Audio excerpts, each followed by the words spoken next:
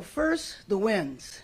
Everyone needs to be on high alert. The National Weather Service has declared a particularly dangerous situation, the most urgent warning for wind and fire danger.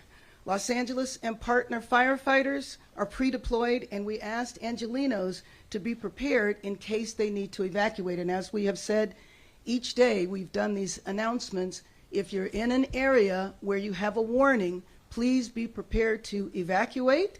And obviously, if you are under evacuation orders, please do not attempt to return.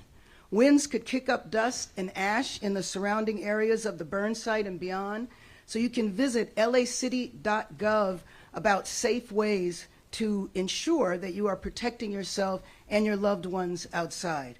Second, bringing Angelenos home. I've met with survivors over the last several days, and the number one question is, when can I get back to my property? So let me tell you, there is nothing that we will not do to make sure that you are able to return safely. So here is where we are. There is limited reentry for residents who have been evacuated. There is a portal to check if your neighborhood is open for reentry, which can be found at lacity.gov.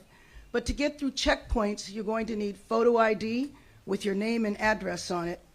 In the Palisades area, there have recently been allowed reentry in certain areas. LA Sanitation will be operating an additional residential curbside pickup today in advance of the regularly scheduled pickup on Tuesday.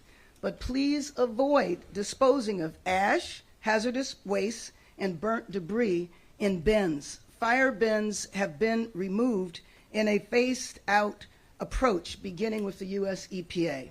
Reentry is based on safety. For those who cannot yet visit your properties, it's because firefighters are still at work to prevent fires, to prevent flare-ups. There are hazardous materials being dealt with. Utility repairs are underway, or there is other emergency work that makes it unsafe to be in the area. So note as well, there is still a do not drink order in the 90272 zip code and some surrounding areas. Third, the recovery. First, the city's one-stop disaster recovery center at Pico and Westwood is open every day from 9 a.m. to 6 p.m., and it's where you can find an array of services on every level of government. You can replace documents right on the spot, and you can receive resources.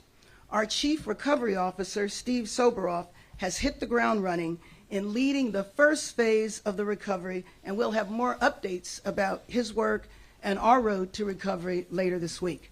To the people of the Palisades, the rebuild we know is going to take some time, but we will be alongside of you every step of the way.